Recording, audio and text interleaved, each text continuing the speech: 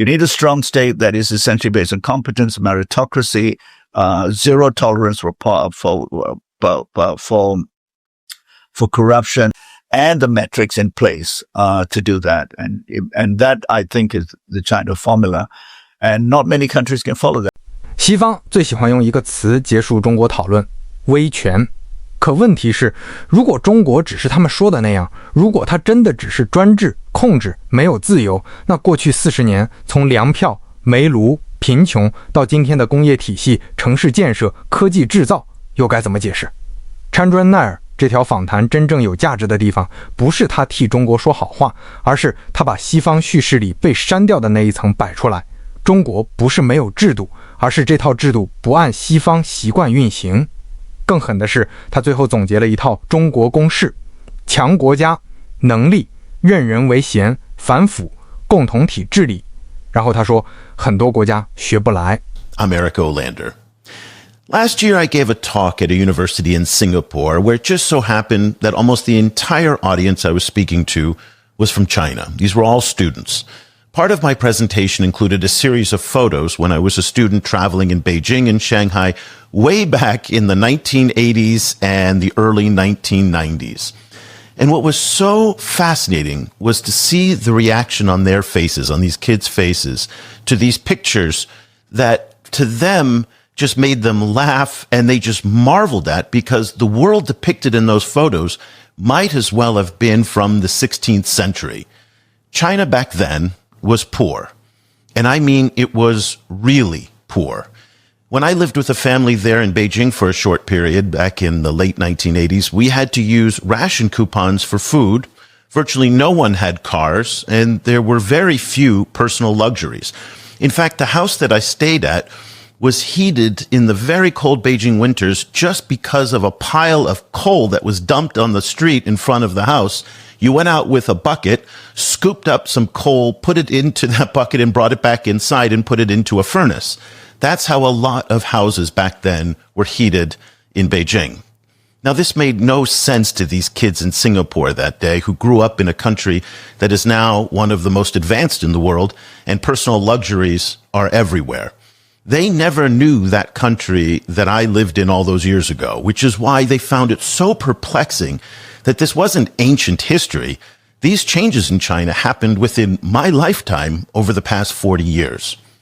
While China's opening up and modernization has brought enormous wealth and improved the quality of life of its people, it's also triggered a lot of anxiety in other parts of the world, namely in the US and...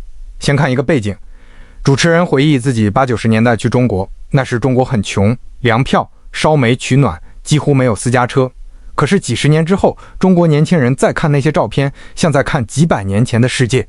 这个对比很重要，因为中国的变化不是传说，也不是宣传片，而是在一代人的时间里发生的现实。你可以不喜欢中国制度，你也可以批评中国问题，但你不能假装40年巨变没有发生。所以西方真正尴尬的地方在这里，他必须解释中国为什么变了，但他给出的解释很多时候不是理解，而是防御。Put out something as the Club of Rome China to help a world that was curious about China, particularly in the West, where there is curiosity yet misplaced understanding, fear, and all of those things that you described earlier, and that it needed to be written in a way that, a 21-year-old as well as a 50-year-old politician could understand it. And it was not a tome that would take you months to read. You could read it almost in 2 sittings, and the language is pretty simple and all the core issues. So that's that I just want to make that qualification. Sure.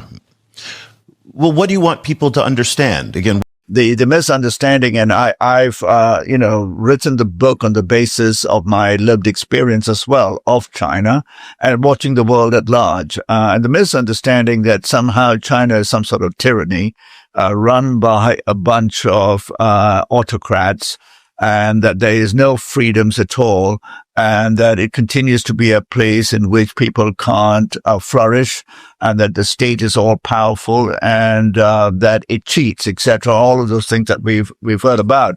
You've even, I think, rightly said that in Europe and in the USA, there's a feeling that China has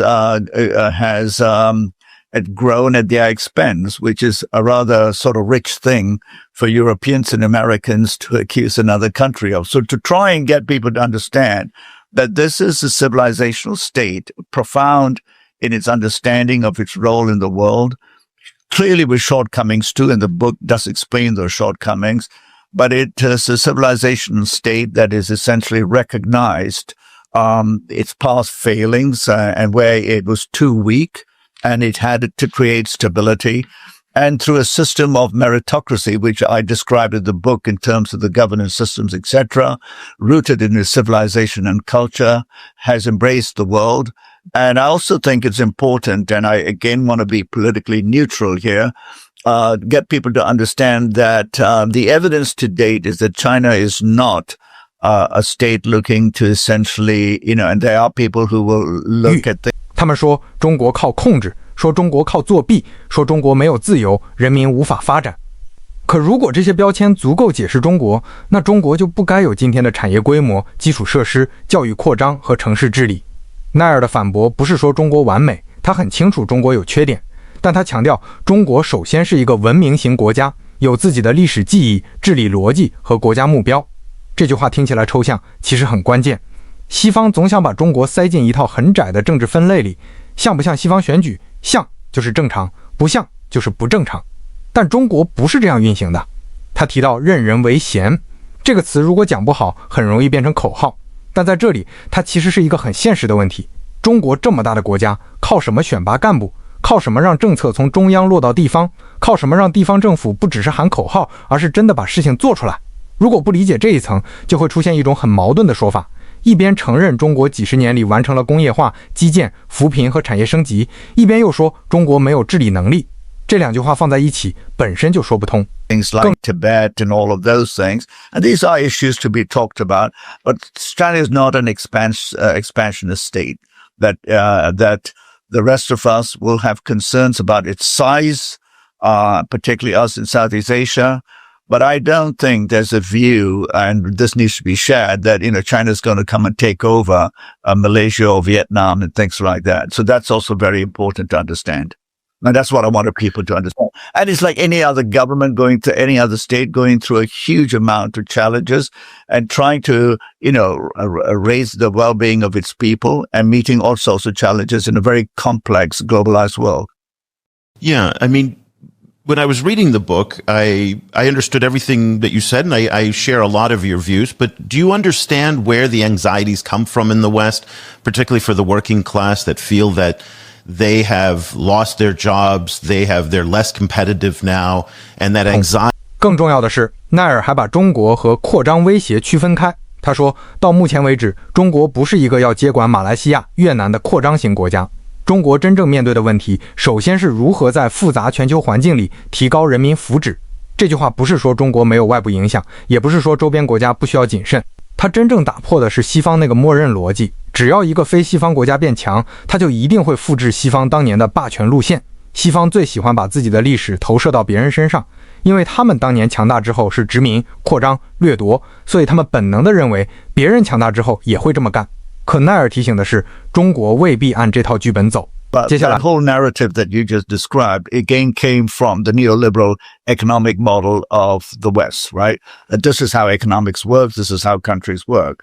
And I think China is actively seeking to break that for its own self, for the reasons you described, so that they don't leave behind these people and then get a whole disenfranchised, lower economic rung of people who that would be a recipe for breakdown, which as we see, is what I call, the sort of low intense kind of civil war that's happening in Europe, in the USA, where you've got all these disenfranchised people and political elites exploiting both spectrums.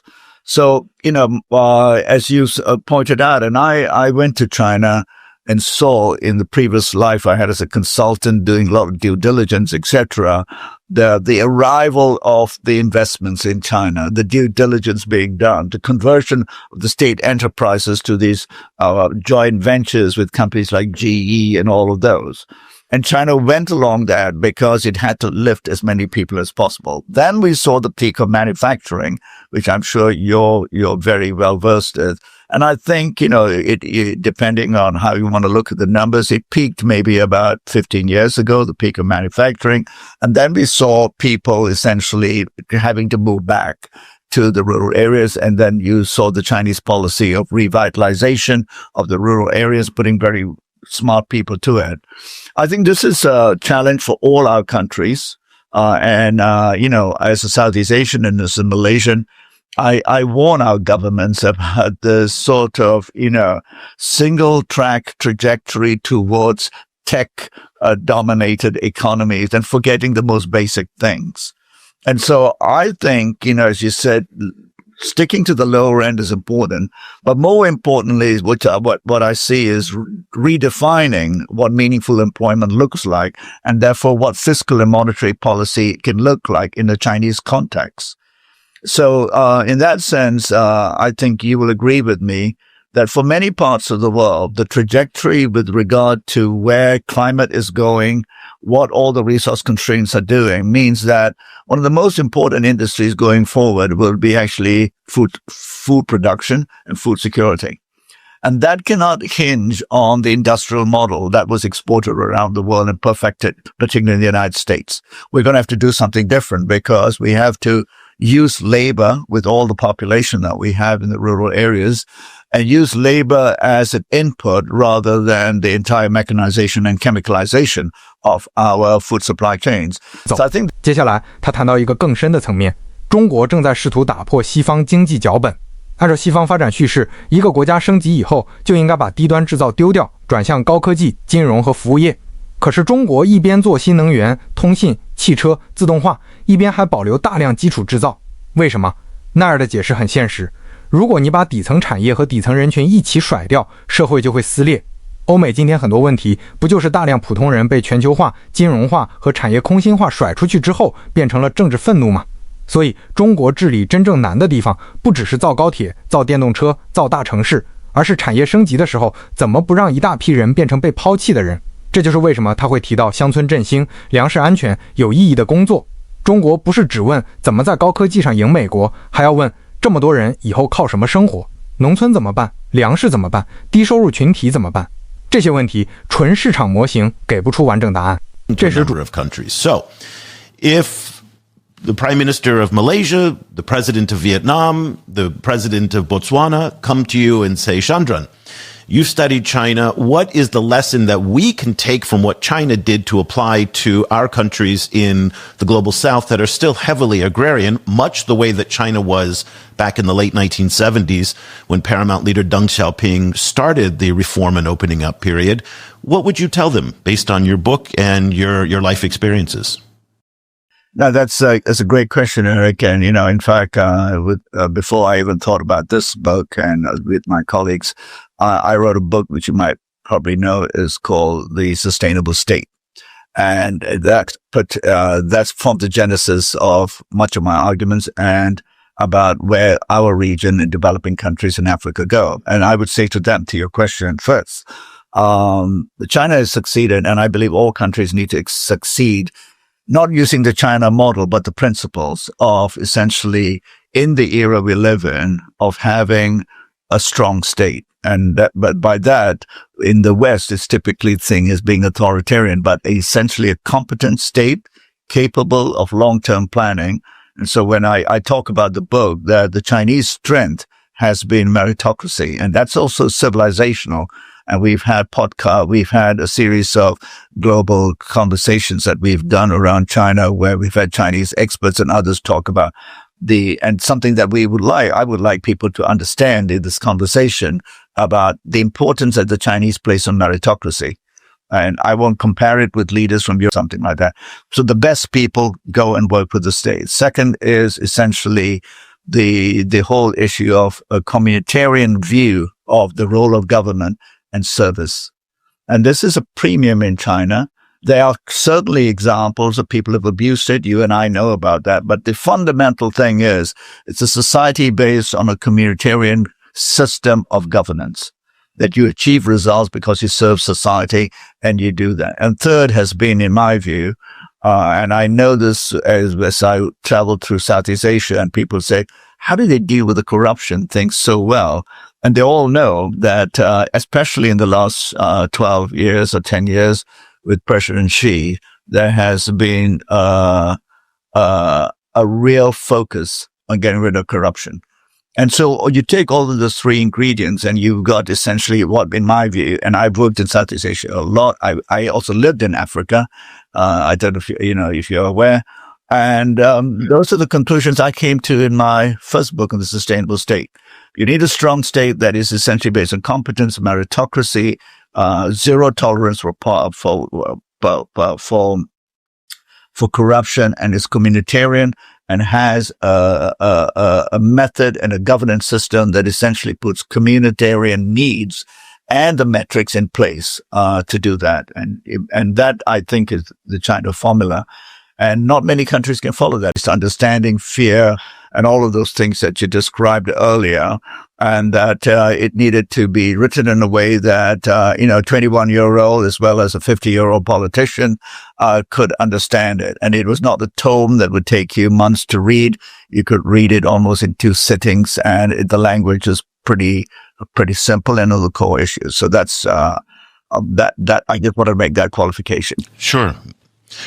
Well, what do you want people to understand? Again, lecturing process. What makes China unique here, though, and it's unprecedented in many respects, is that as they're moving up the value chain, making some of the most advanced telecommunications, new energy, automation, EVs, all of this, they're still holding on to making the flip-flops, the T-shirts, and ceramics, for example, at the low end.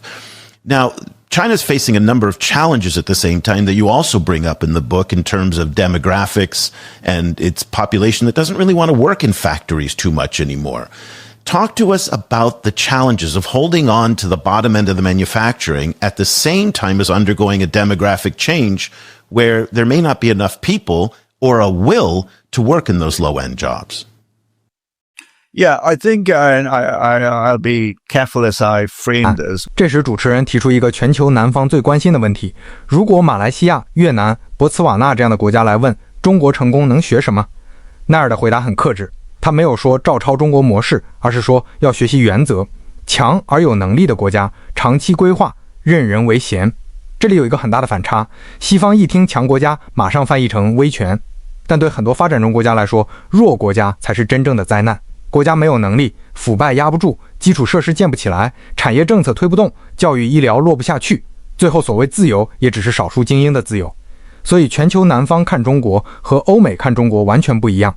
欧美担心的是中国会不会挑战他们的优势，很多发展中国家真正关心的是我能不能把路修起来，把电供上，把学校办好，把腐败压下去，把产业留在本国。对他们来说，一个没有能力的国家再会讲漂亮话也解决不了现实问题。奈尔说，中国的强项是让优秀的人进入国家系统，然后是共同体治理，再加上强力反腐。反腐说起来简单，真正动刀的时候，触碰的是利益网络，是官僚系统，是地方权力，是整个国家机器能不能重新建立纪律。所以他最后总结，中国公式是强国家、能力、任人唯贤、零容忍腐败、共同体治理。然后他说，很多国家学不来，这才是这一期最重要的点。中国模式不是写几条政策就能复制，它背后有文明传统、组织体系、干部选拔、基层治理、政治纪律，也有长期规划和试错能力。你可以批评它的问题，但你不能假装它没有逻辑。西方真正不舒服的也不是中国没有制度，而是中国证明了现代化不一定只有西方一条路。所以这期的结论不是中国完美，也不是西方一无是处，真正的结论是，如果西方只会用自己的尺子量中国，他看到的永远不是中国，而是自己不愿承认的焦虑。中国让西方最难受的地方，不是他强了，而是他强起来以后还没有变成西方想象中的样子。